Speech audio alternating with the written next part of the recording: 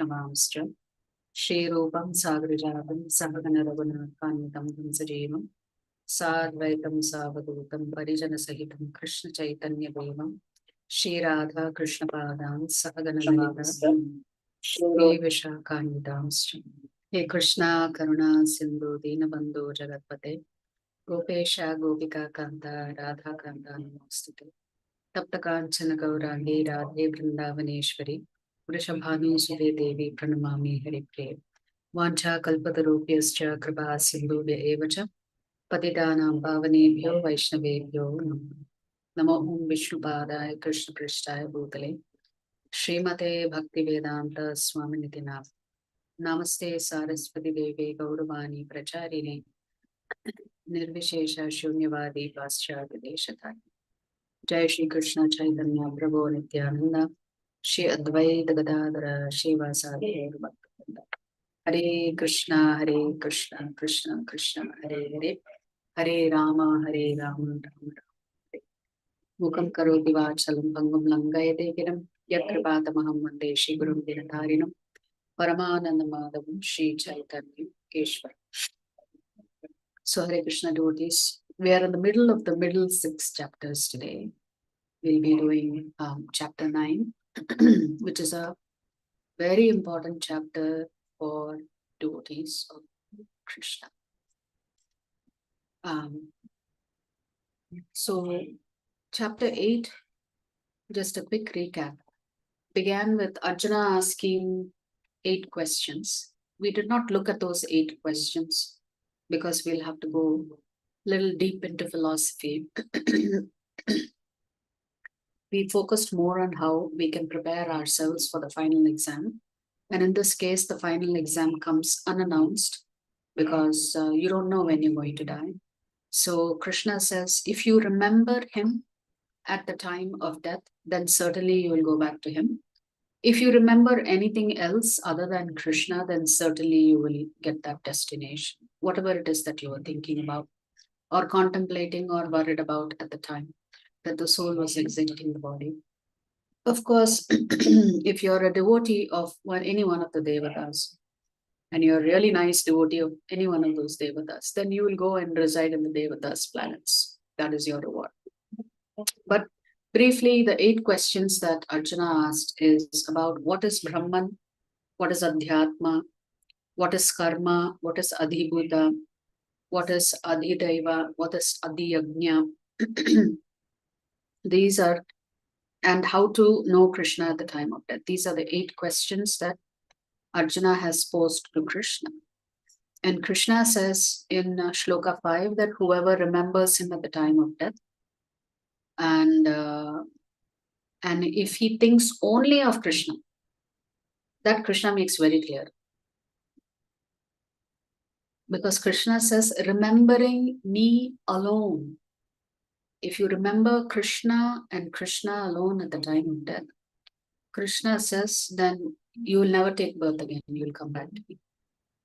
But whatever state of being you are in at the time that you are quitting your body, then Krishna said that state definitely you will achieve. So that is how Krishna talks about it. Now, an interesting facet is that in chapter 6, Krishna has talked about Ashtanga Yoga. And in the end of chapter 6, Krishna has talked about Bhakti Yoga being the best. Now, what if you're not fully doing Bhakti, nor are you fully doing Ashtanga Yoga? You're doing a little bit Ashtanga Yoga, little bit of Bhakti. This is called Yoga Mishra Bhakti, which is Ashtanga Yoga mixed with Bhakti. Actually, it is this type of yogi who's doing a combination of Ashtanga Yoga plus Bhakti. How are they supposed to die? How they are supposed to time their death? You know, Bhishma Dev had the benediction of leaving his body whenever he wanted to. So he waited for Uttarayan, because a yogi waits for Uttarayan to pass away, which is when the sun is shifting towards the northern hemisphere. It is said that if you pass away when the sun is in Dakshinayana, then there are a lot of inauspiciousness there. So for the 6 months that the sun is moving towards the northern hemisphere, it is considered auspicious. For the 6 months that the sun is moving towards the southern hemisphere for us on this earth, that is considered inauspicious. So Krishna also talks about how they have to breathe, how they have to exit their body through the Brahmarandra. They have to time their death in such a way that it is during sunshine, not during late night. It has to be during Shukla Paksh and not during Krishna Paksh. So it should be during the waxing moon. It should not be during the waning moon. So there are so many rules for yogis. In the sense, if they want to experience self-realization or go back to God, then they have to follow all of these rules. They have to time their death. So I'm sure many of you would have come across names of great yogis who timed their death. So a yogi has the power to time their death. So essentially, Krishna is broadly doing 3 things here in this chapter, which is what we focused on. What is the result of remembering Krishna versus remembering anything else at the time of death? The second thing Krishna covers is the process of practicing remembrance of Krishna. The difference between how a bhakti yogi practices Krishna consciousness versus a yoga mishra bhakta who is a little bit of yoga, a little bit of bhakti. So it's not pure bhakti, it is mixed bhakti. Mishra means mixed. And the actual execution of remembering Krishna at the time of death. So these are the 3 broad things that Krishna is focusing on. There are a lot of pastimes to talk about in chapter 8 also. We'll see how we can actually end up covering them in chapter 9. Because chapter 9 is also a lengthy chapter. So today's chapter, what is the title? What was the title? Rajavidya. Rajavidya, Rajaguhya Yoga. Rajavidya means the king of knowledge. Rajaguhya means the king of secrets. So not only is this the highest form of knowledge, it is also the highest kept secrets. So Krishna is going to talk about something very, very confidential. So before we begin, just a reminder to put your name, phone number, and city in the chat so that we can track your attendance. Let's look at the sections here. There are 4 sections. The king of knowledge, Krishna is going to talk about this. Krishna also talks about how the Lord is inconceivable, which means we really cannot imagine who's the Lord and how he operates. Again, Krishna comes back to the topic of those who know him, those who do not know him. And finally, Krishna concludes by saying, his devotees never perish. Perish means to die. So Krishna is saying his devotees never perish. So as I said, this is an important chapter, so there will be a lot of shlokas that we're covering. So if we do bhakti, we concluded yesterday's chapter by saying that if we do bhakti, we get the results of all other processes of yoga. Jnana yoga, tapa yoga, etc. Karma yoga, etc. So this is what Krishna said in Shloka 28 of chapter 8. Simply by performing bhakti, you get the benefits of performing all other paths as well. So what is this confidential knowledge? Let us see what Krishna is saying. So the first shloka begins with Krishna speaking. Shri Bhagavanuvacha idam tu te guhyatamam pravakshyam yanasuyave jnanam vijnana sahitam yajnatva mukshase shubhat. The Supreme Personality of Godhead said, my dear Arjuna, because you are never envious of me, I shall impart to you this most confidential knowledge and realization, knowing which you shall be relieved of the miseries of material existence. So Krishna is saying here, I am going to give you this knowledge because primarily you are not envious.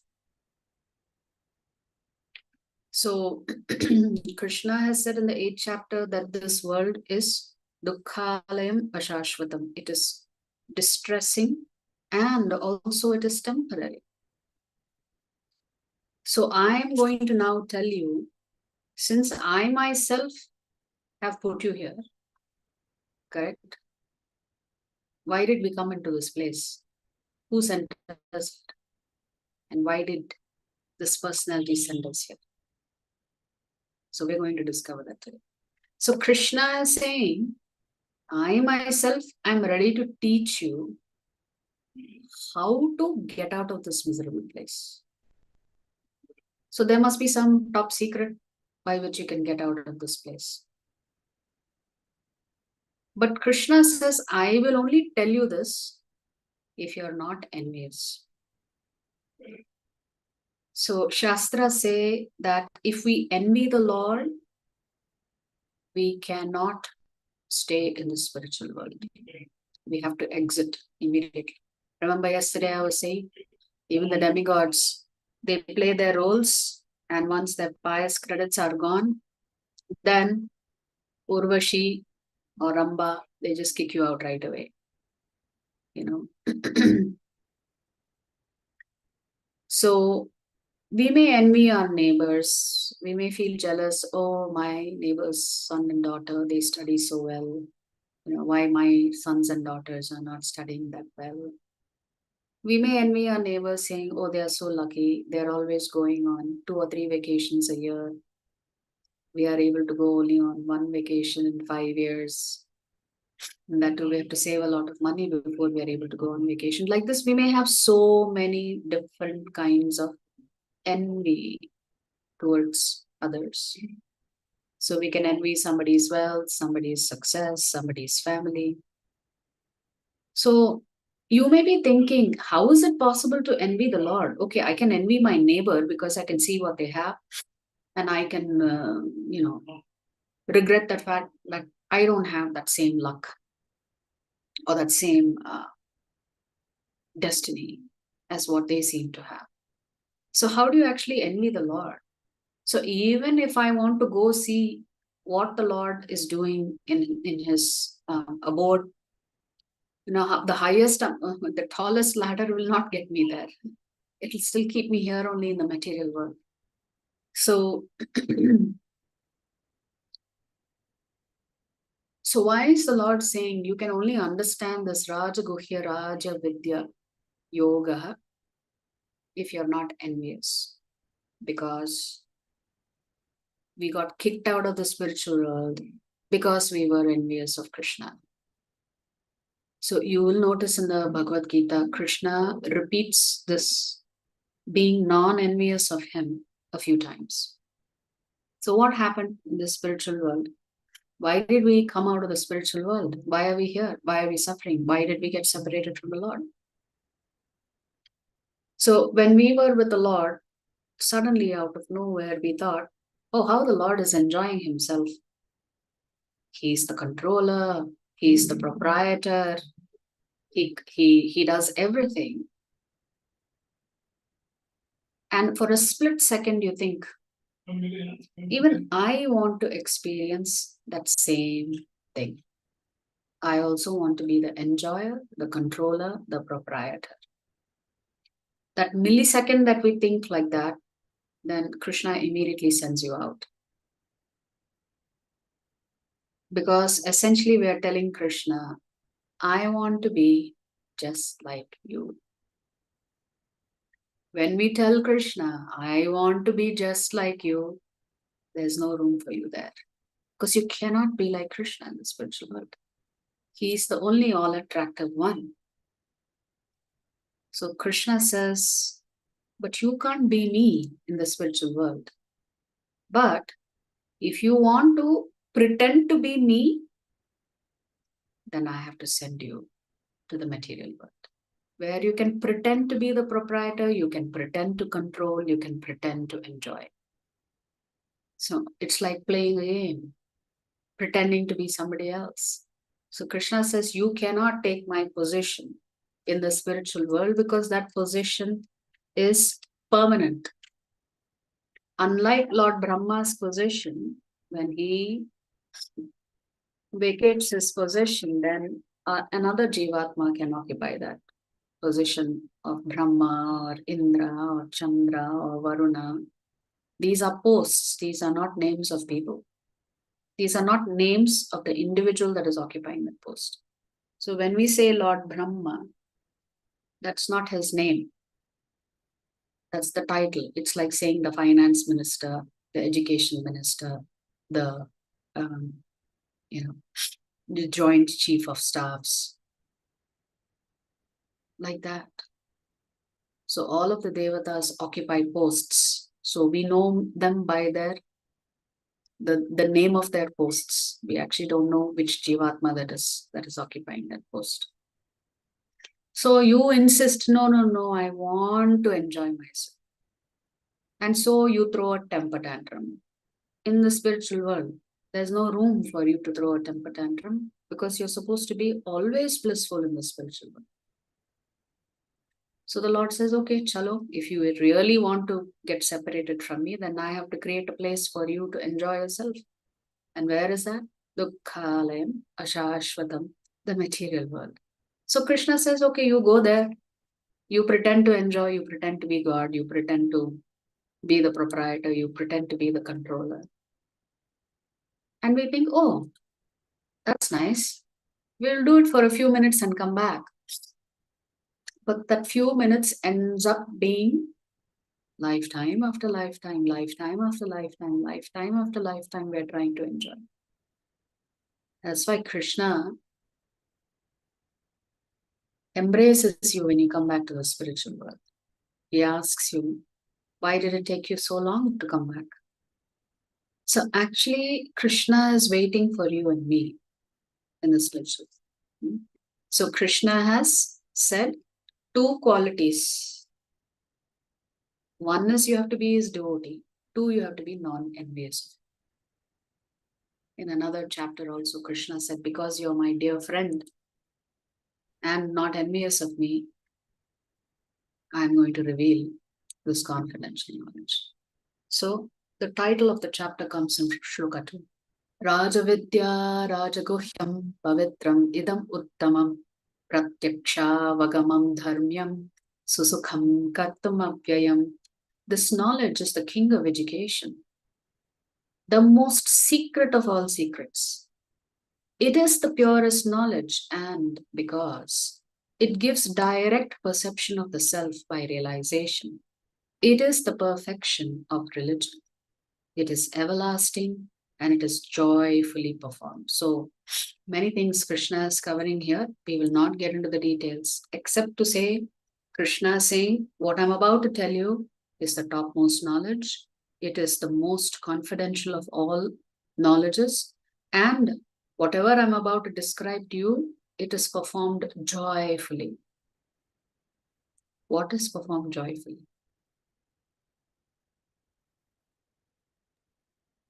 Bhakti. Bhakti is performed joyfully.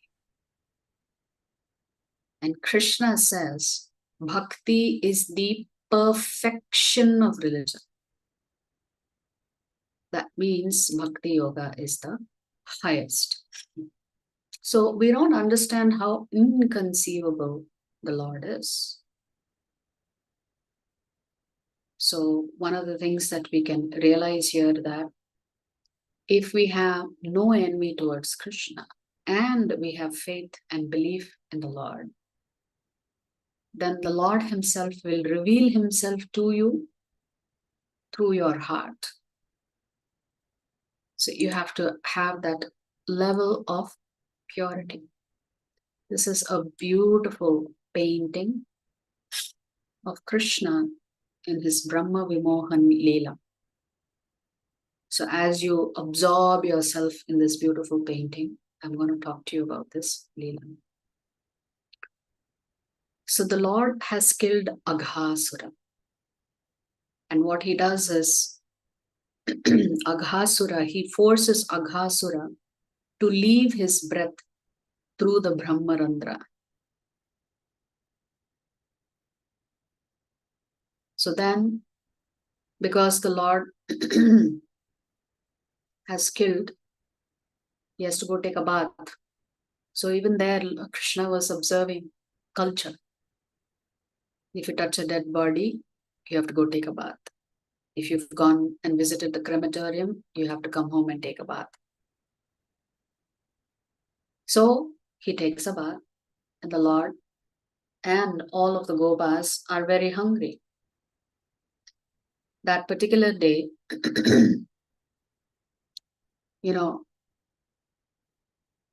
some surprising event unfolds. Nobody expected this to happen.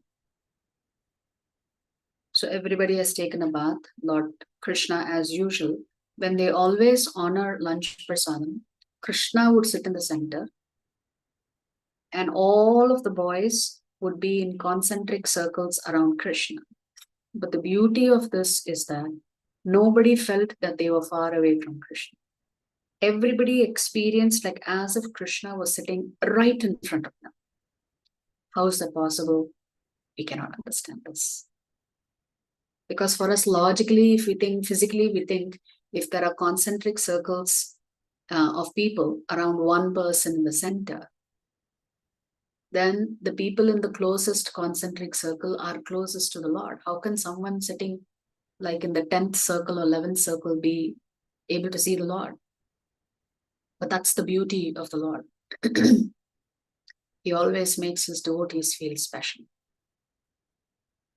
So every Gopa boy experienced Krishna sitting right in front of them. So they were sharing their lunch and they were being so joyful, so blissful. The Devatas came to see what is going on here. So the Devatas asked Brahma, who is this joyous boy who's having such a blissful time with all these Gopa boys in Vrindavan? And Brahma thought, which joyous boy? Let me go see what is so special about this boy. So Brahmaji comes to see Krishna. Now, Brahma only knows Vishnu. He's never seen Krishna. He has worshipped Vishnu. He has had exchanges with Lord Vishnu, but he has never seen Krishna before. So as he sees Krishna, he decides, let me test him. Because Brahma could not imagine that the Lord, who is majestic, awe-inspiring, all opulent, was wearing a simple attire with a peacock feather on his head. He just could not fathom how this could be God. So he thought, this must not be true, so let me check it out. And therein begins the mistake that we commit. See, even Devatas get bewildered by Krishna. They just cannot understand him. So Brahma thought, let all the boys enjoy their wonderful lunch prasad. Let me go take away all the calves. So Brahma goes, takes the calves away that were grazing. None of the boys noticed.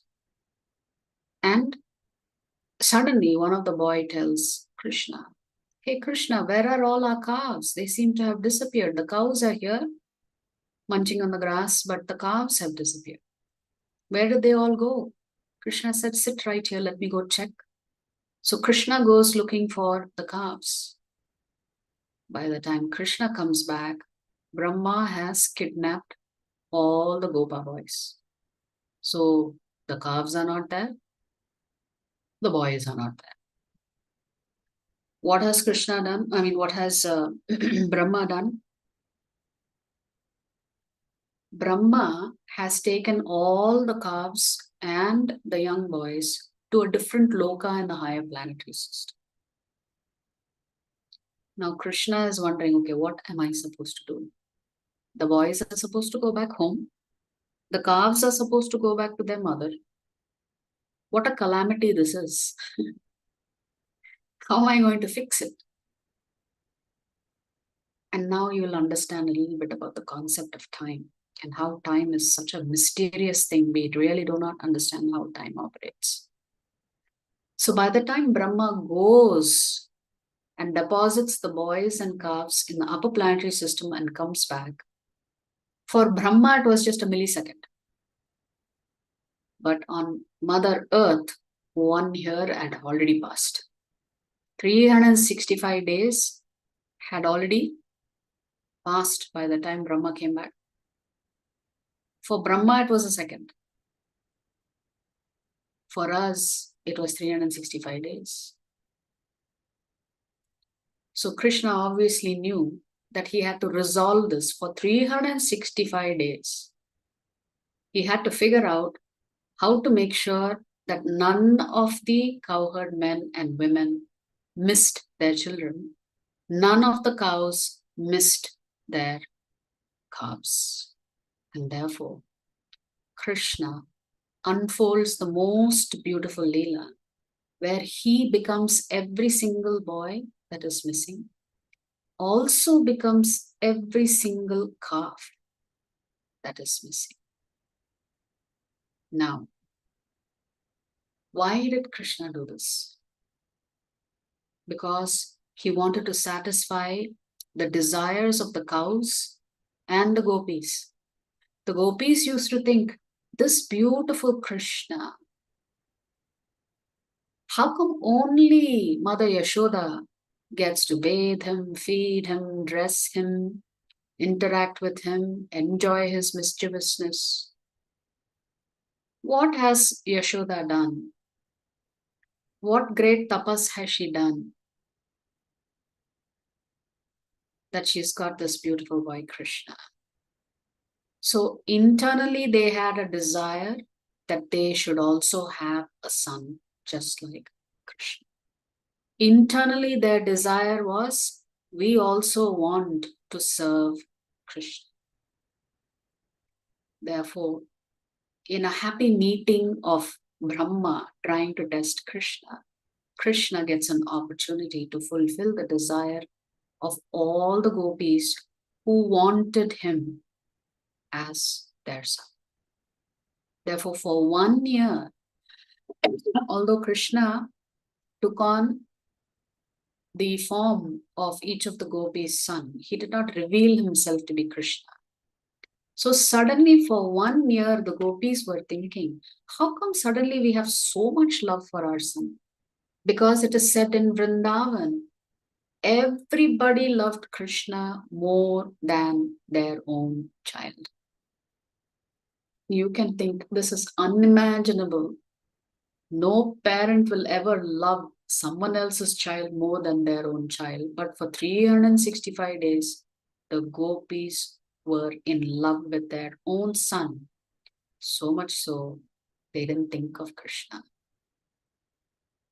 They didn't realize that Krishna was there. They were wondering, why are we feeling such love and affection for our son that we never experienced before? Similarly, the cows were thinking, why is it that Mother Yashoda alone gets to feed her milk to Krishna? How come we are not so fortunate to feed our milk to Krishna? To fulfill the cow's desires, Krishna becomes the calves. And the cows were in bliss for 365 days. they did not know that the calf was Krishna. So anybody who comes in touch with the Lord will experience bliss. So both the gopis and the cows, for a full 1 year, they get an opportunity to serve Krishna without knowing that it was Krishna. So the Lord always fulfills the desires of his devotees, especially the desires of his pure devotees. So now Brahma has come back. He thought by now this little child would be crying, would be panicking, thinking, what happened? I've lost my friends, I've lost the calves. How am I going to explain this to all the cowherd men and women? And Brahma was astonished because he came to that same spot where he stole, and Krishna was there with all the boys and all the calves that Brahma had taken. And Brahma got bewildered. I am sure I locked up these boys and the calves. How come he brought them here? So quickly, Brahma goes back again to check. And sure enough, the boys and the calves were still there. So who are these boys and who are these calves? When he comes back, Brahma realizes he sees thousands and thousands of Vishnus in front of him.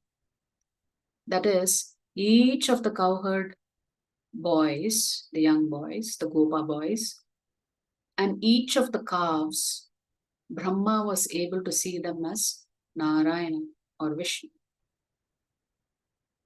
Then he came to his senses and he thought, oh, what a terrible thing have I done. I actually tested the Lord. So Krishna asks Brahma, who are you? Brahma says, my dear Lord, it is me, Brahma. Yes, if you are Brahma, which Brahma are you? So Brahma got even more bewildered. He was wondering, what do you mean, which Brahma? I thought I was the only Brahma. And then Krishna shows that there are Brahmas all over the universe. In each Brahmanda, some Brahmas have 8 heads, some have 100 heads, some have 1,000 heads. Our Brahma has only 4 heads. The more heads means the more complex that particular Brahmanda is to manage.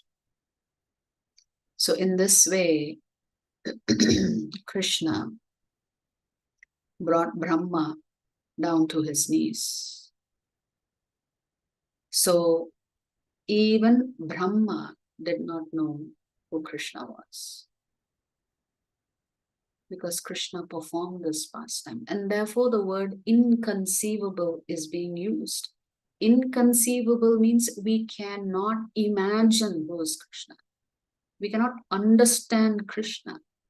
Even though Krishna says, I am Swayam Bhagavan, certainly Brahma got completely bewildered.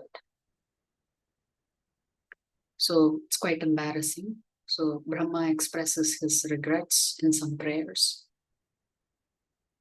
And then he circumambulates the Lord and goes back to his post.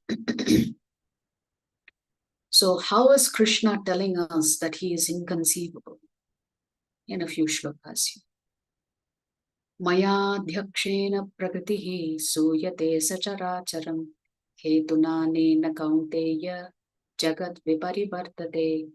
Krishna is saying this material nature, prakriti, which is one of my energies,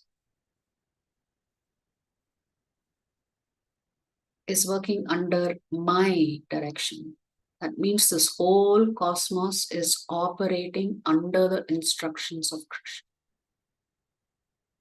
O son of Kunti, producing all moving and non-moving beings. So Brahma is the secondary creator because the raw materials for creation are already created by Karanodakshaya Vishnu. Then when Garbhodakshay Vishnu comes from Karanodakshay Vishnu, that is when Brahma comes on top that lotus, then he has to figure out what is his job. Under its rule, this manifestation is created and annihilated again and again. So the picture that you see here is of Karanodakshay Vishnu. How do you know it is Karanodakshay Vishnu? What is a hint for us? How do you know this is Karanodakshay Vishnu? Present in every small atom that is present in the picture. Present in every small atom. Okay, that is actually Kshirodakashay Vishnu. What is Karanodaya, ma'am, in English? Huh? What is Karanodaya in English? Karanodakshay Vishnu, that's the name of the Vishnu. What do you see in the picture? Sleeping. Yes, he's sleeping. He's in Yoga Nidra. What do you see all around him? The Brahmandas? Brahmandas, yes. So all these Brahmandas come out from Karanodakshay Vishnu. When he breathes out, all the Brahmandas come out. He is also known as Mahavishnu. Karanodakshay Vishnu's name that we commonly refer to is Mahavishnu. So as he is in his Yoga Nidra, all of these Brahmandas come out with each breath. And when the Lord breathes in, all of the Brahmandas go back into the Lord's body. So we talked about three Vishnus. Who are these three Vishnus? Karanodakshay Vishnu. He is primarily responsible for creation. Now I ask... Purushavataras. Yeah. So how do you know that this is Karanodakshay Vishnu? Well, he does not have a lotus coming from his navel. So you can understand this is Karanodakshay Vishnu. And usually, whichever temple that you go to, if the deity is standing up, then you know it is Karanodakshay Vishnu. Or if the deity is laying down, but there is no lotus from the navel, then you know it is Karanodakshay Vishnu. So Karanodakshay Vishnu's role is to create.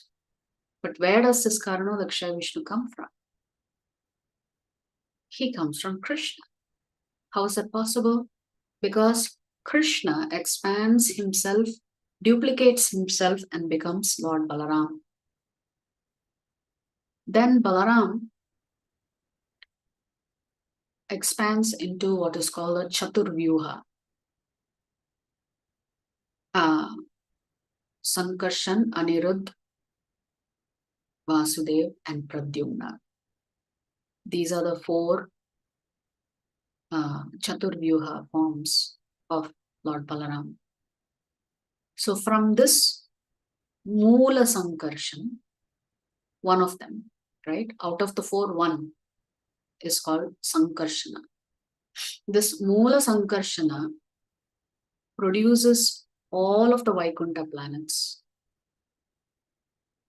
so that Lord Narayana enters into each of those planets. Then again, there is one more Chaturvyuha expansion. And it is this Maha Sankarshan. So the first Sankarshan is called Moola Sankarshan. The second Sankarshan of the four is called Maha Sankarshan. Then Maha Sankarshan expands into Karanodakshay Vishnu. Karanodakshay Vishnu expands into Garbhodakshay Vishnu. Garbhodakshay Vishnu, what is his role? He enters every single Brahmanda because the Brahmanda has to be maintained. So every single universe will have Garbhodakshay Vishnu and will have a Brahma, a Shiva, and Indra and all of those other demigods. In every single Brahmanda, all these personalities will be there. So Garbhodakshaya Vishnu's role is to maintain. Without the Lord inside the Brahmanda cannot survive. It'll just it'll disintegrate. Nothing will exist. Then, after all the Jivatmas and everything else is created by Brahma, then the same Garbhodakshaya Vishnu expands himself and enters every single atom in the universe, in that particular Brahmanda. And he is called Kshirodakashaya Vishnu. So, he maintains all of the Jivatmas, whereas Garbhodakshaya Vishnu is maintaining and protecting that one Brahmanda. So every Brahmanda, so if I go back to this picture, I asked you, what do you see here? You see so many Brahmandas. Every Brahmanda will have a Garbhodakshaya Vishnu, will have a Lord Brahma, will have 14 planetary systems, will have Devatas, etc. And once all of these Jivatmas are there, somebody has to maintain the Jivatma. So that means if Paramatma is not within you, you cannot be alive. If Paramatma is not residing in a tree, the tree cannot grow. Now, all along we have been told, as long as the soul is inside the body, you will see changes. There is life. Yes, to a certain extent that is true. But the soul also cannot survive without the Lord being there. So, Kshirodakashaya Vishnu maintains all of the Jivatmas. Just as Garbhodakashaya Vishnu maintains every single Brahman. So, you can see how difficult it is for us to understand the potency of the Lord. So, the three Vishnus originate from Krishna, but they are removed from Krishna because Krishna first expands into Balaram, then Balaram into the Chaturvyuha, the first Chaturvyuha, then from there Lord Narayana, then from there another Chaturvyuha, then from there comes the three Vishnus. Where is all of this given? It's given in the Chaitanya Charitamrita, and it is also explained in other Puranas. So many of you may not have known that there are three Vishnus.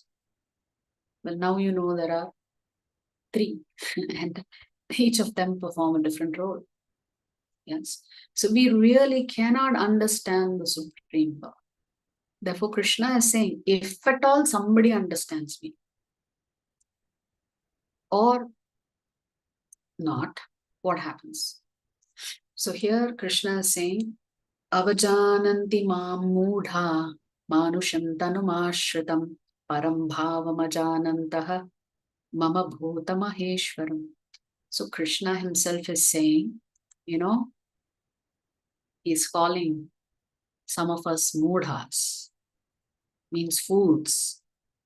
Krishna says some jivatmas are such fools that they criticize me when I descend in the human form. Manushim tanum ashritam. They think just because I look like them, that I must also be a common person. They do not know my transcendental nature as the supreme Lord of all that being. So Krishna is saying, just because I come in the form of a human being, they don't recognize me. They treat me like as if I'm an ordinary person.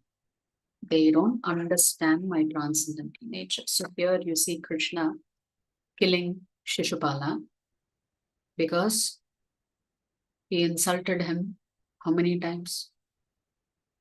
100 times. Yes. 100 plus.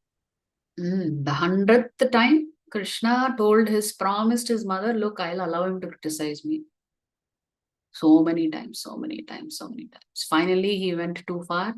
100th time, Krishna said, be careful. But Shishupal was such a fool, he couldn't resist critiquing Krishna once more. And Krishna just releases his Sudarshan Chakra and cuts off Shishupal's neck. But not a drop of blood falls in the place where the yajna is being performed. Because if that happened, the whole place would have been Ashub. They'd have to go find a new place to do the yajna. But all the arrangements were made. So you could say it's bloodless surgery that Krishna performed. So what was the issue with Shishupal? He couldn't recognize the Lord. Why? What was the first shloka in the 9th chapter? What is the problem? Why do we come to this material world? Because of our desires. Because of envy. Because Shishupal was envious of the Lord, he could not recognize the Lord. So now Krishna said, here are such fools. They criticize me. Actually, even today, there are many people who are on YouTube who just simply criticize Krishna. They don't know what they're doing. I sometimes wonder, have they even read the Bhagavad Gita or what? They call themselves acharyas. So who understands Krishna? So Krishna has flatly said, some people simply don't understand me, so I take care of them properly.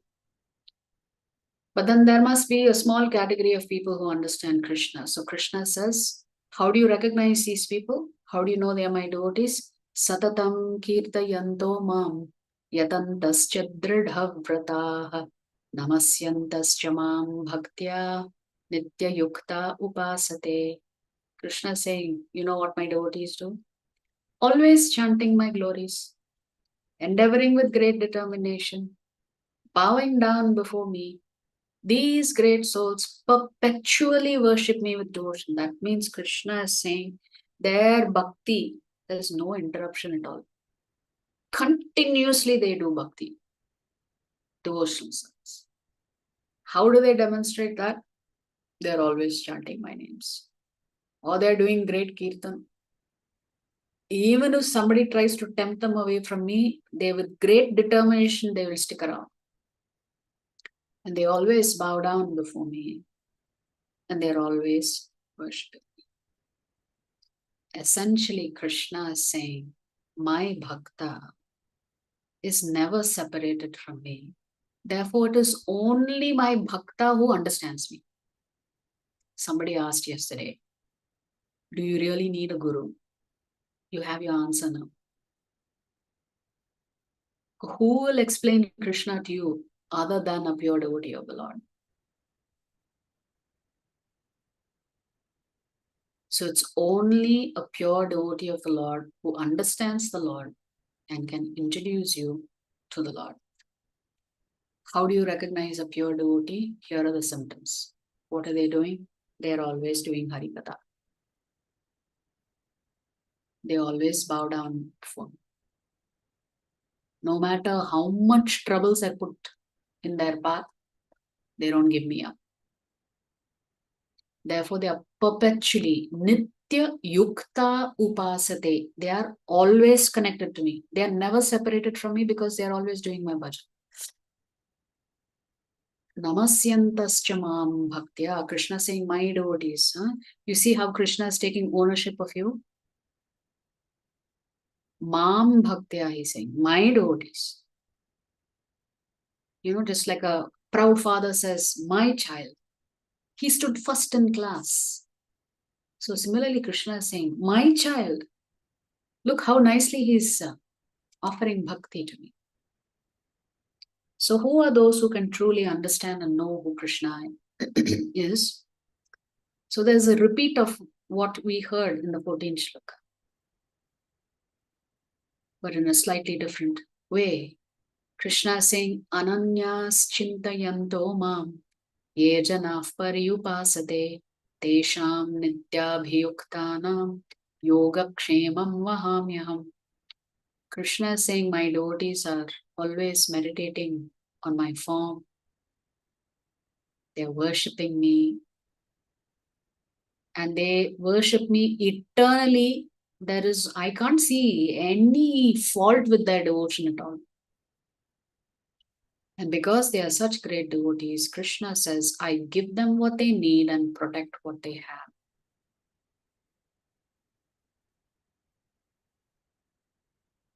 Because Krishna has taken ownership of you, simply because you are performing bhakti, Krishna is saying what he does for his bhaktas.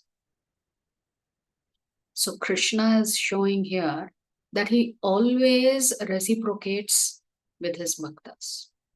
How? I give them what they need and I protect what they already have. Yes, this is the essence of Krishna consciousness. The devotees who are always connected to Krishna, Krishna plays a special role in their lives.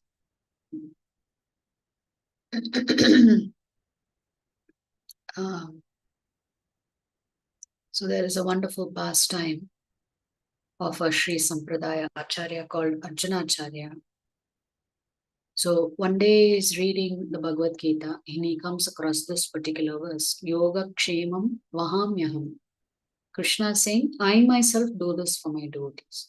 So Arjunacharya was thinking, why should the Lord take trouble to do this to his devotees, to protect what they have and to give them what they lack? Why would he take the trouble to do that personally? Wouldn't he actually be sending his representatives to take care of his great devotees? What's the need for a king to come down and personally take care of one insignificant subject? That's what Arjunacharya was thinking. So what he does is, in his copy of the Bhagavad Gita, he strikes out the word Vahamyaham and he converts it and changes it to Karomyaham, meaning the Lord will get it done. So here's what happened after he did that.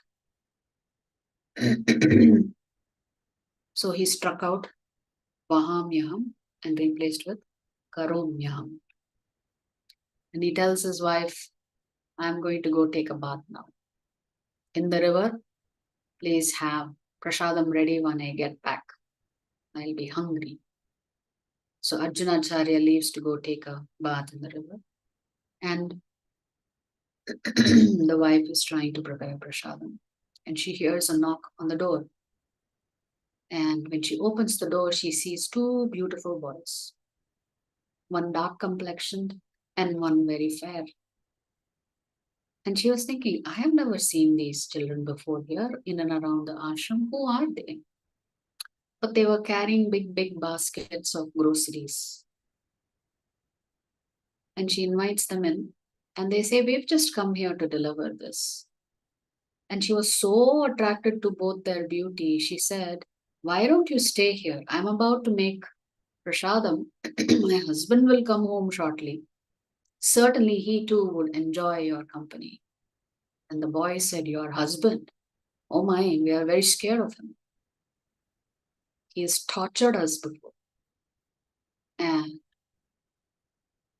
the wife got quite surprised. She said, my husband tortured you? He's a saintly person. He would never do that. And they said, since you don't believe us, let us turn our back and show you.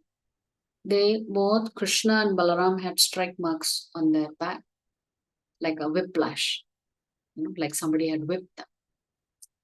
And she was so shocked. She could not believe that a husband would do such a thing. Why would he torture these two small, beautiful young boys? For what reason? So the boy says, sorry, we cannot stay. We have to leave.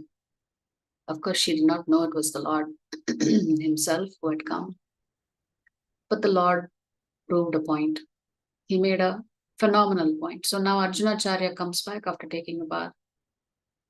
And he asks, okay, is my prasadam ready? She says, yes, it's ready. But before that, you and I need to have a talk. And anytime the wife says, you and I need to have a talk, you know it's a problem. It's a big problem. So he said, yes, what is it? And she says, two beautiful young boys came and gave all of these groceries, these fruits, vegetables they were carrying. first of all, why are you making them carry all these heavy things? He said, which two boys? What groceries? What fruits? What baskets? I didn't send anybody. She said, they told me that you beat them. And he said, what do you mean I beat them? I've never met these boys. What are you talking about? Is everything all right with you mentally? And she says, no, these two boys, they turned their backs and they showed me the two strike marks. And immediately Arjunacharya understood that the Lord had come to make a vehement point. But the Lord didn't come to Arjunacharya to make the point, he went to his wife. So Krishna and Balaram had come to tell Arjunacharya he was flat out wrong for changing the words Vahamyaham to Karomyaham, because the Lord is insisting here that he personally takes care of his devotees. He doesn't outsource it to anybody else. That is what we understand in the shloka, Yoga Kshemam Vahamyaham. The Lord personally takes care of his devotees. And therefore, Krishna says his devotees never perish because he's personally involved in their lives. So look at this beautiful picture again, a beautiful pastime here. Bhishmadev made Krishna violate his own vow that he would never pick up a weapon on the battlefield. And who is trying to hold him back? Arjuna. Arjuna. Now you may ask, why did the Lord break his own promise? To keep his devotees' promise, he broke his own promise. What was Bhishma's promise? He said, I will make Krishna pick up a weapon. When a pure devotee says something, the Lord has to make it happen. Therefore, the Lord is ready to violate his own vow to make sure his devotee's vow does not go unheeded. So for the pleasure of Bhishma, the Lord actually picks up this wheel and rushes towards Bhishma Dev as if ready to kill him. And Bhishma Dev was thinking, what a nice darshan. This is the darshan I always wanted. The Lord coming directly at me. Because Bhishma Dev wanted to see Krishna in the Viryaras. That was his special love for Krishna, to see Krishna as a warrior. And since Bhishma Dev is a phenomenal devotee of the Lord fulfills Bhishma Dev's desire to see him in that Viryaras. Hence Krishna says, whatever my devotees say, I will uphold it. Even if it means I have to violate my own words. But I will not allow my devotees' words to be violated. If a devotee says something should happen, then it will happen. Because the Lord feels compelled to make sure. Do you know this is the reason why we ask other devotees to pray for us? When other devotees pray for us, Krishna cannot refuse that prayer. He is compelled to respond to devotees' prayers. So here Krishna is telling us that devotional service is actually very simple. It is not complicated at all. Patram pushpam phalam toyam yomi bhaktya prayachati tadaham bhaktyupahritam ashnami prayatatmanah. If one offers me with love and devotion a leaf, a flower, a fruit, or water, I will accept it. So your bhakti can begin by offering something to Krishna every day. But just do it with love, as Krishna is instructing us, and do it with devotion, as Krishna is instructing us. So if you want to know how to get closer and closer to Krishna, all you have to do is follow his instructions. That's all you have to do is follow his instructions.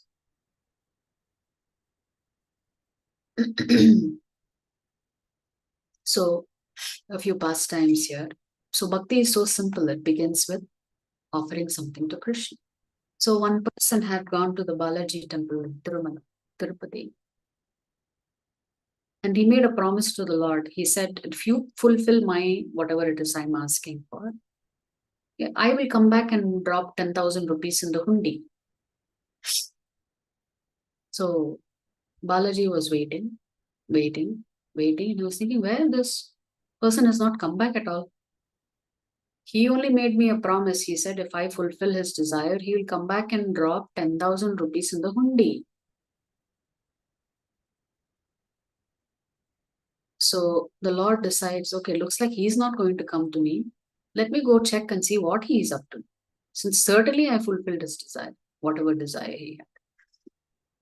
So he made a promise to me he did not keep, but let me just go check what he's doing. So the Lord knocks on the door. And immediately this person who had visited him gets scared. He thinks, oh my God, the Lord has come to collect his money from me. So he was very surprised to see the Lord standing on his doorstep. So the Lord said, do you have some tulsi with you? And the man says, no. No, I mean, I'm a guest, right? So you have to offer tulsi to me as a nice way of greeting me. The man says, no, I don't have any tulsi. Okay, how about some fruits? The man says, I don't have any fruits at home. Okay, definitely you must have some flowers if you're worshipping at home every day. He said, no flowers, no garlands, nothing. Then the Lord says, okay, can you give a guest at least a drink of water? This time the man got really angry. He said, can you not see my pots are all empty? I don't have any water. So no fruits, no flowers, no tulsi leaf, no water. The four things Krishna is asking us to offer him with love and devotion. So when the Lord again asks, come on, you must have some water. No household can be without water. The man says, I've already told you I don't have water. So then the Lord says, no, you are lying. You are lying because at least you can shed some tears from your eyes to tell me that you have nothing in your house to offer to me. At least you should be crying tears to tell your Lord that you don't have anything to offer. So the Lord is saying, can you not at least shed some tears that you can't offer me a leaf, a flower, a fruit, or water? Can you be such a kathor admi that you can't do this? So the Lord is giving us so much on a daily basis, what we ask for, what we don't ask for, everything is coming from the Lord. Can we not offer some bhoga to the Lord every day? Something simple. So in one of the classes, in one of the Tamil classes, Bala Prabhu had asked somebody, okay, are you all, after having heard this particular shloka, are you all offering bhoga every day? And one man said, yes, every day without fail, I give Krishna's bhoga. And so Bala Prabhu was shocked, like every day you're giving?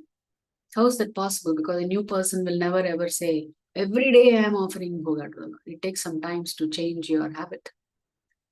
So he found out that every day this gentleman was giving him some mishri and some kismis. And he asked him, but then you are making yourself masala dosa, vada, idli, chutney, bisibelabat and all of that on a daily basis. but you're giving the Lord only kismis and some mishri. Why? The man said, no, in all of the other things we put onion and garlic and all of that. How I can offer that to Krishna? So Krishna is the head of the household. And you want him to have just kismis and mishri every day. But you will have a nice proper meal every day, 3 times a day. But Krishna, you give some ordinary thing. So that is not the mood of a devotee. A devotee offers to jump out of bed thinking, what can I cook for Krishna today? Because that's what Krishna wants to experience. Krishna wants to experience your love. He doesn't care for your mishri or your masala dosa or your idli. Do you have love for Krishna in your heart? Then you can offer him a leaf, a flower, a fruit, or water. And Krishna says, I will gladly accept it. So we showed a similar picture yesterday. Here also you see Krishna does not accept anything without a tulsi leaf placed in that particular dish. So every dish that you're offering must have tulsi leaf. Because the minute you put the tulsi leaf in it, your preparations become purified. That's how powerful Tulsi Devi is. Then once you offer it to the Lord, then your consciousness is also being purified when you honor this as prasad. So in the 26th shloka, Krishna is saying, with love and devotion, everybody should offer me patram pushpam phalam toyam. That means an entire meal you should offer Krishna. In the next shloka, Krishna is saying, Yat karoshi yadashnasi, yad juhoshi tadasi yat tapasyasi kaunteya, tat kurushvamadarpanam. Now Krishna is saying, if you don't have love in your heart for him, if you don't have devotion in your heart for him, so he's coming down one step.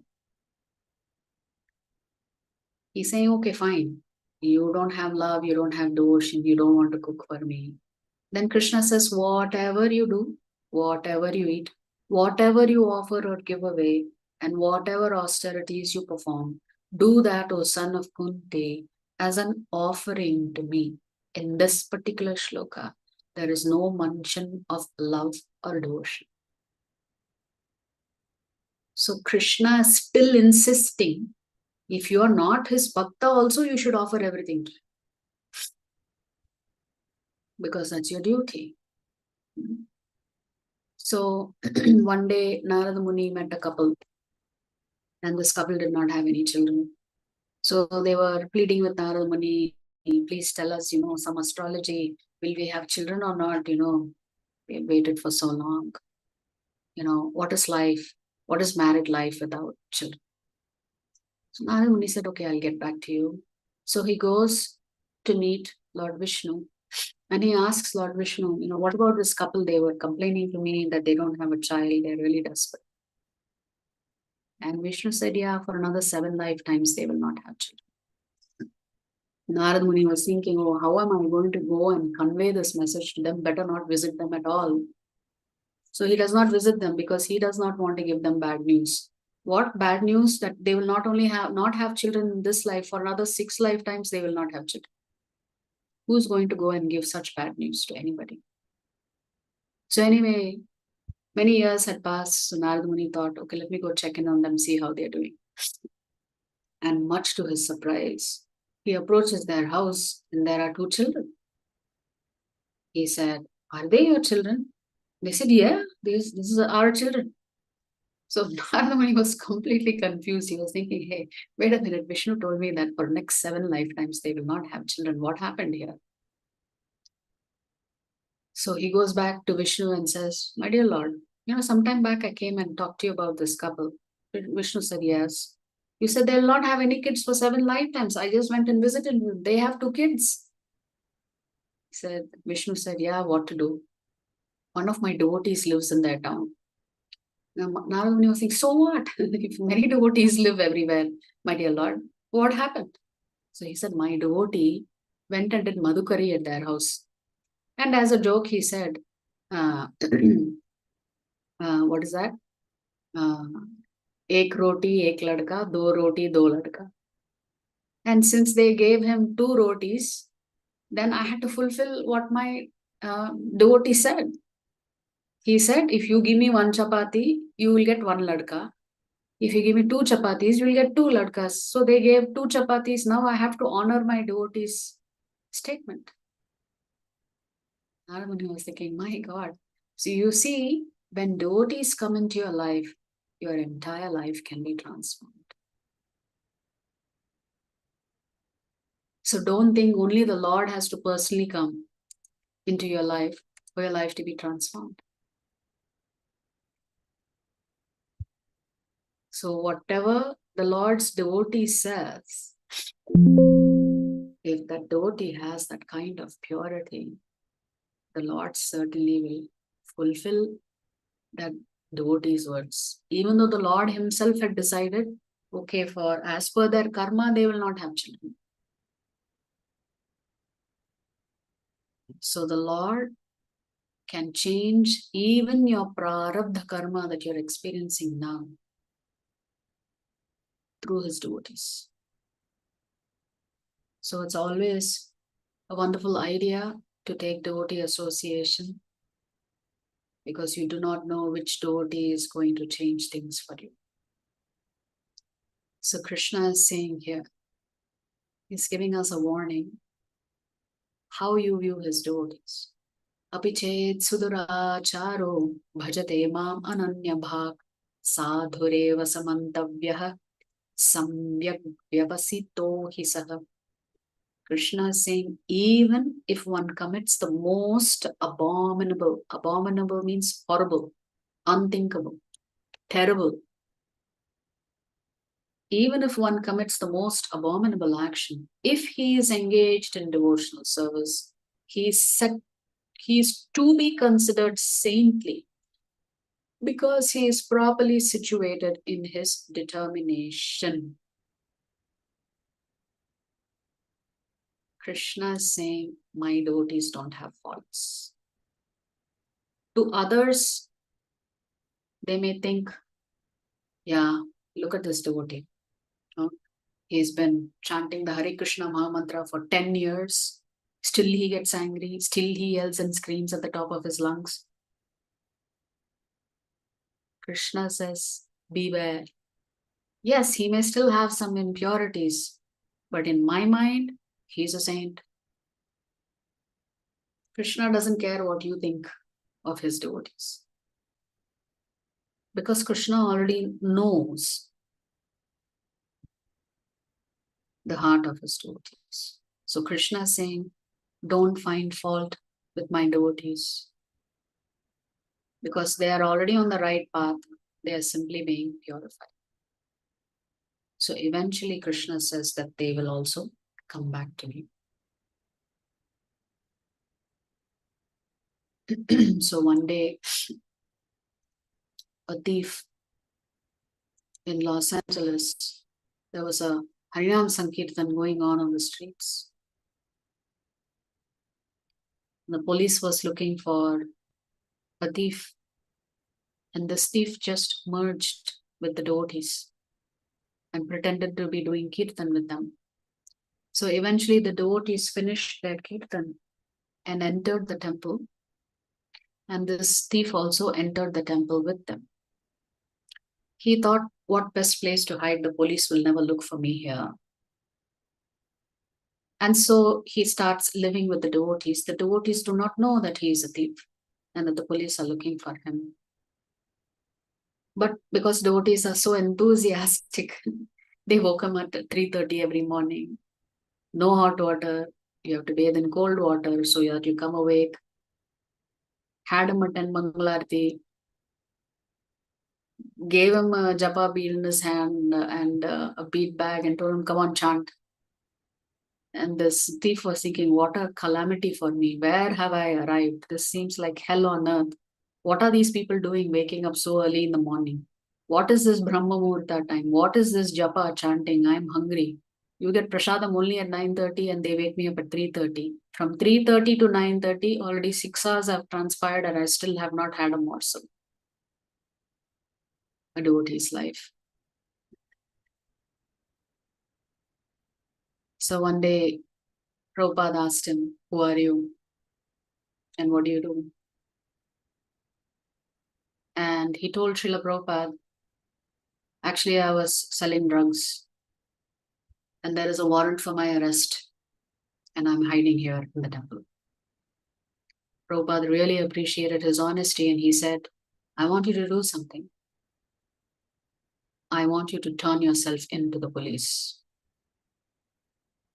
Don't worry, everything will be all right." So he goes and turns himself to the police. He's thrown into jail.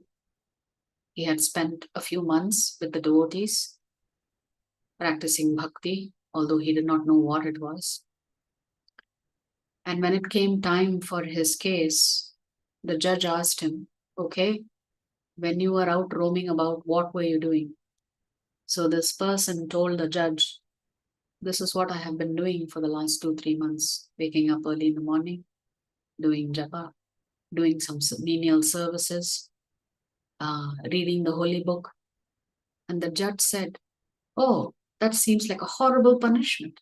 It looks like I don't need to punish you because you've already been punished for what? For selling drugs." And the judge just released him, dismissed the case.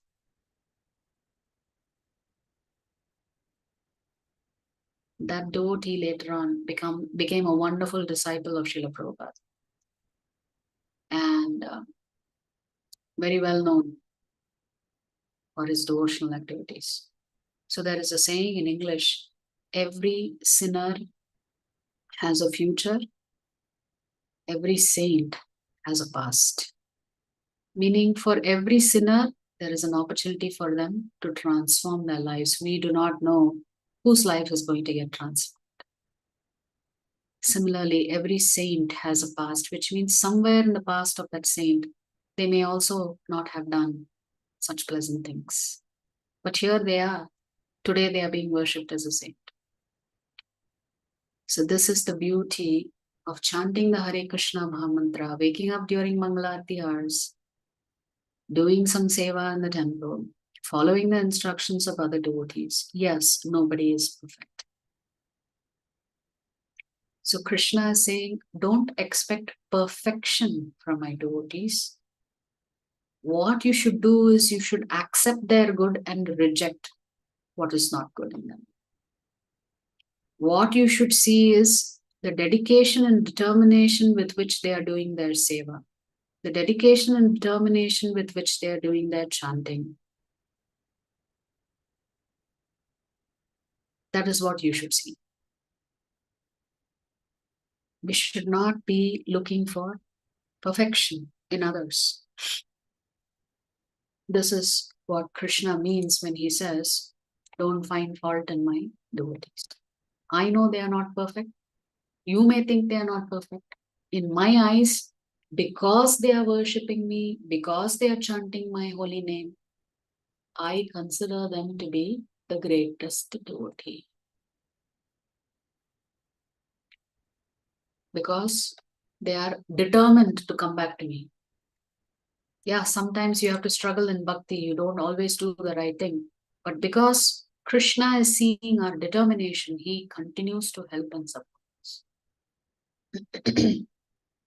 So the 31st shloka, Krishna says, Kshipram bhavati dharmatma shashvat chantim nigacchati kaunteya pratijanihi name bhakta pranashyati. He quickly becomes righteous. Who? In the previous shloka, Krishna said, my devotees may be exhibiting some impurities, but I consider them a saint. And then Krishna follows it up by saying, he quickly becomes righteous because they have determination to do bhakti, because they have determination to follow the instructions of Guru. He quickly becomes righteous and attains lasting peace. O son of Kunti, declare it boldly that my devotee never perishes. Why is Krishna asking Arjuna to declare and make the statement? Because if he makes the statement, if the Lord himself makes the statement, he knows sometimes He may have to violate what he himself has. But if a devotee makes the statement on behalf of the Lord and simply declares, Krishna will always protect you, you will never perish, your bhakti will never perish, then the Lord has to uphold his devotees' words. Therefore, Krishna is saying, please broadcast it broadly that I will always protect my devotees. So, coming to the conclusion of this chapter, the last shloka. It's a little bit of a repeat of what we heard earlier, but this is a very important shloka and should be memorized.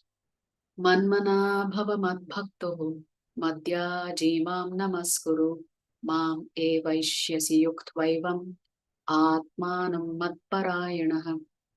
Now Krishna is giving you a straight instruction. What is Krishna saying? Earlier he said, my devotee does all of this. Now he is saying, you also do all of this.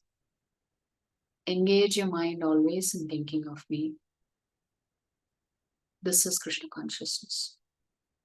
If you're always thinking of Krishna, then your consciousness is Krishnaized. That is why Prabhupada called his movement the International Society for Krishna Consciousness, because this is not restricted to only those who are born in India.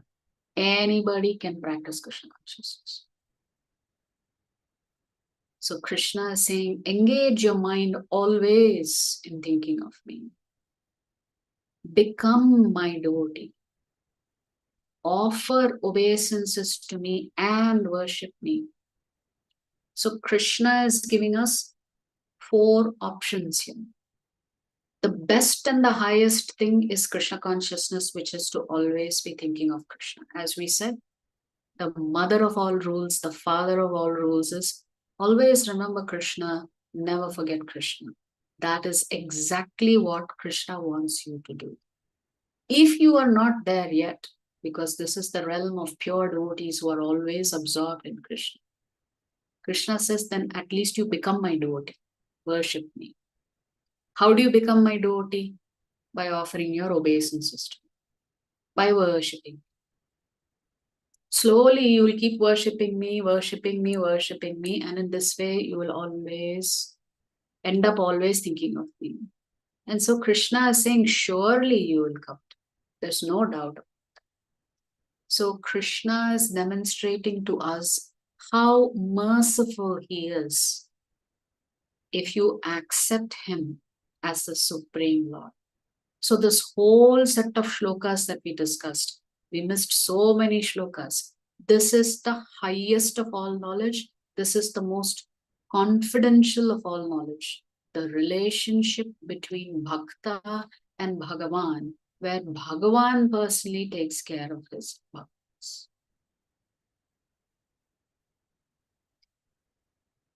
So we should always chant. We have invited all of you to come 10 minutes early so you can chant the holy names of the Lord. If you're not able to come 10 minutes early, at least chant whenever you're free and let us know that you've finished chanting. For those who have not started chanting the Hare Krishna Mahamantra, please, I beg you to please start if you've not started. So we will put a poll every day in the group, just asking you, have you finished chanting the Hare Krishna Mahamantra 108 times? At least once? Hare Krishna, Krishna Krishna, Hare Hare. Hare Rama, Rama Rama, Hare Hare.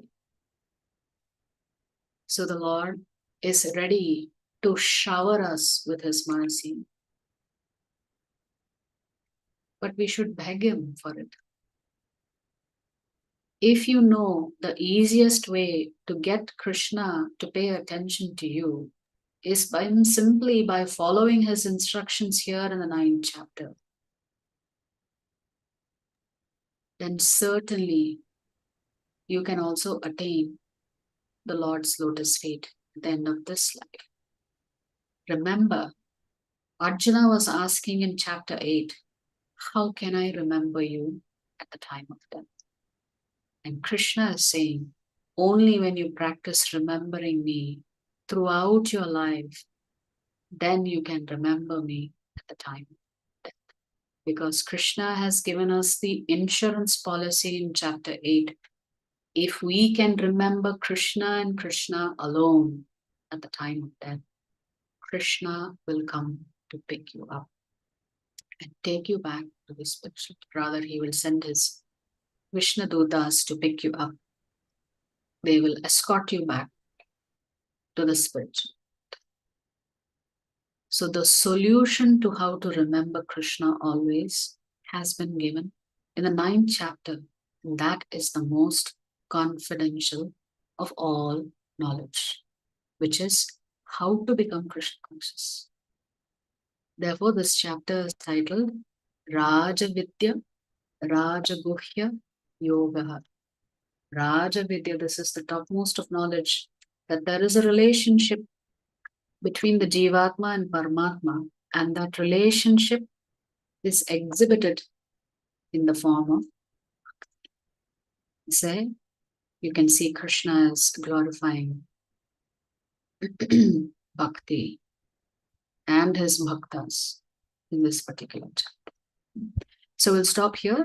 So the 9th chapter is concluded. Anyone has any questions? I'm happy to hear. By the way, what is the one-word summary for today's chapter? Bhakti. Bhakti. Is that what the poster said? Okay. Now tell me, why is this called the password? Because Krishna has said in chapter 8, I have locked you up in this material world. It's a miserable place. It's temporary. So you need to know how to get out of this prison.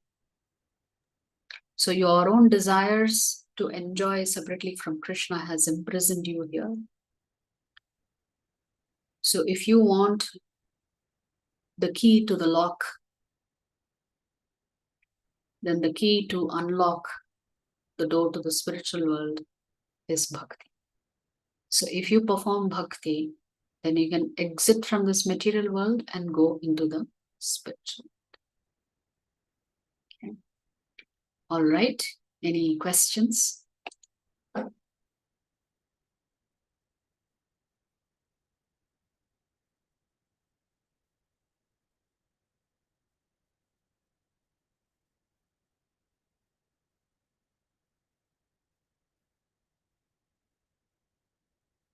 No questions?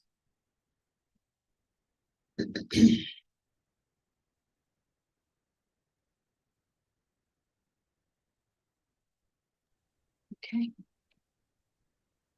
Yes, Prabhu, Kevala Bhaktadas.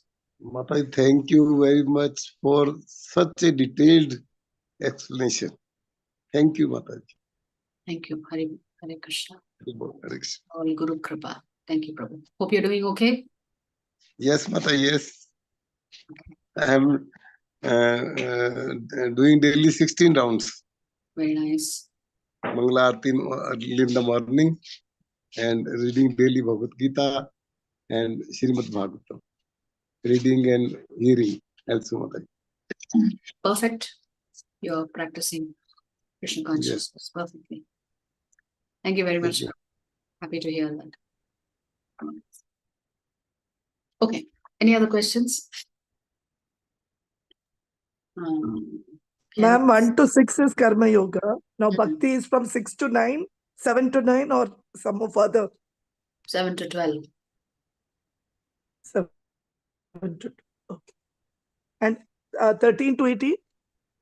Is Jnana Yoga. Okay. Thank you. So the question is the Paramatma residing within you? Is that Kshirodakshaya Vishnu? Yes.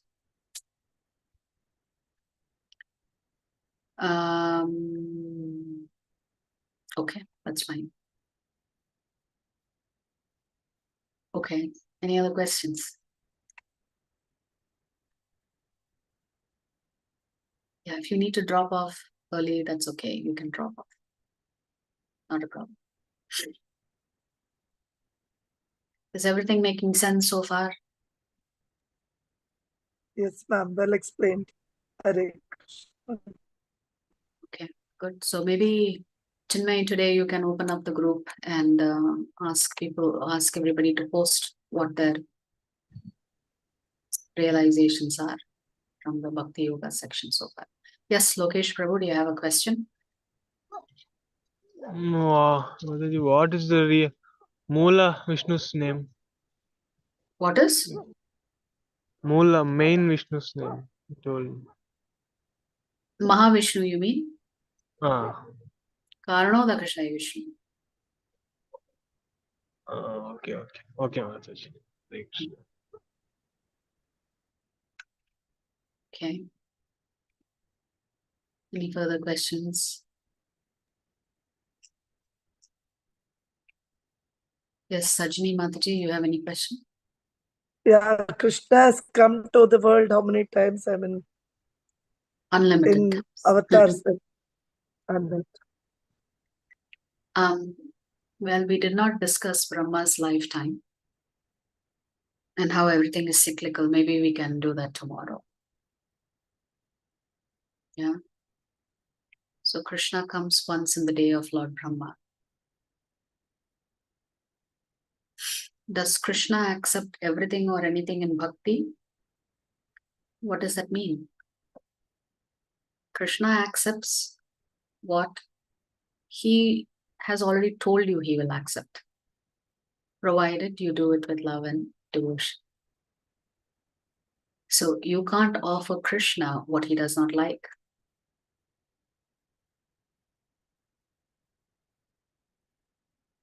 You can only offer him what he has asked you. Yeah. So say, for example, you're offering only Mishri to Krishna every day as his bhoga. Well, hopefully soon you will learn to offer the entire bhoga to Krishna. He is the most important family member. How can we not take care of him? How do you express your love for someone? You express your love for someone by giving them exactly what will make them happy. So what makes Krishna happy is what you have to give him.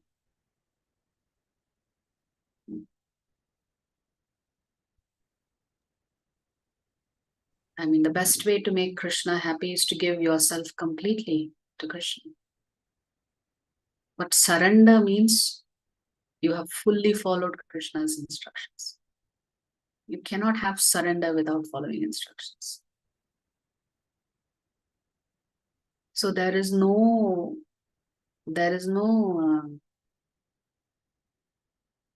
alternate route. So everything you do for Krishna out of pure love. But you have to give Krishna what he wants, not what you want or what you can give. Yeah. So by simply following the instructions in the Bhagavad Gita, and most importantly, following the instructions of great devotees of the Lord, you will also make very speedy progress and go back to Krishna and listen. There's no doubt about it. You just have to start. Yeah.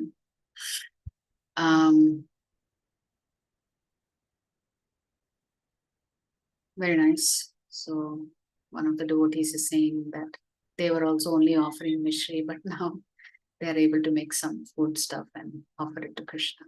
See, it makes you feel better when you know you're taking care of Krishna. Very nice. Because we're already taking so much from Krishna. So much. Free air, free water, free sunshine, free moonshine. We'll come to all of that in the upcoming chapters. How much Krishna is helping you.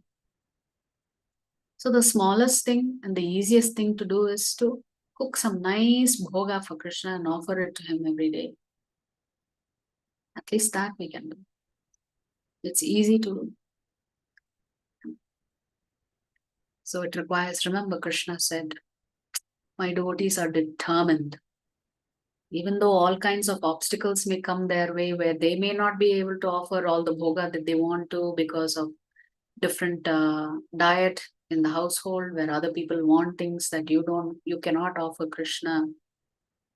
Krishna is looking for your determination to offer him what he desires. Yeah.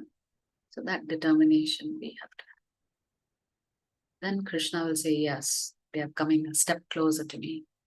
So if they come a step closer to me, then I will take 100 steps towards them. That's how Krishna reciprocates. Yeah.